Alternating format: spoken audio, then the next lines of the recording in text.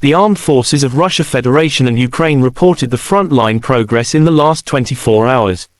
The armed clashes occurred in some places June 2nd. In Kupyansk direction, aviation and artillery of the Zapad Group of Forces have engaged the units of the Armed Forces of Ukraine, AFU, close to Masyutovka and Berestovoye, Kharkov region.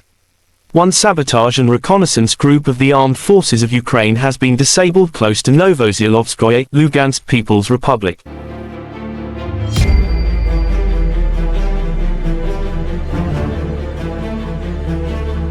Up to 70 Ukrainian troops, 3 motor vehicles, 1 Grad MLRS vehicle, D-30 and Msta-B howitzers have been neutralized in this direction during the day, said Igor Konashenkov, the Russian Federation Defense Ministry spokesman.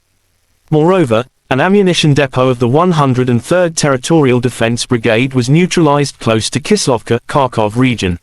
Lieutenant General Igor Konashenkov, the Russian Federation Defense Ministry spokesman, said in total the armed forces of Ukraine lost 431 fighter jets and 235 helicopters, 4,436 unmanned aerial vehicles, 424 air defense missile systems, 9,356 tanks and other armored combat vehicles. Also 1,108 combat vehicles equipped with MLRS, 4,971 field artillery cannons and mortars, as well as 10,598 units of special military equipment have been destroyed during the special military operation.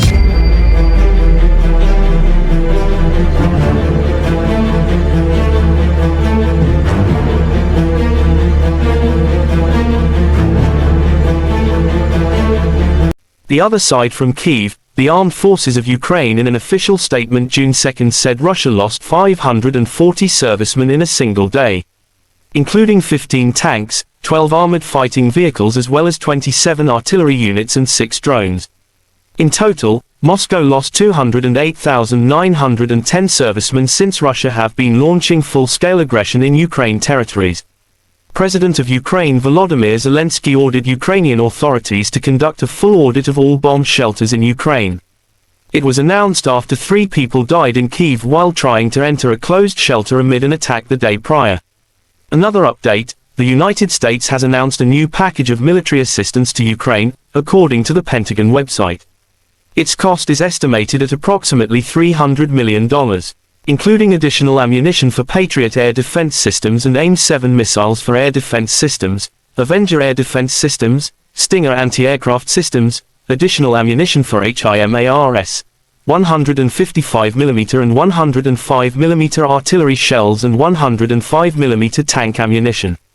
Russia and Ukraine conflict has been lasting for 464 days. There is still no peace settlement between two sides.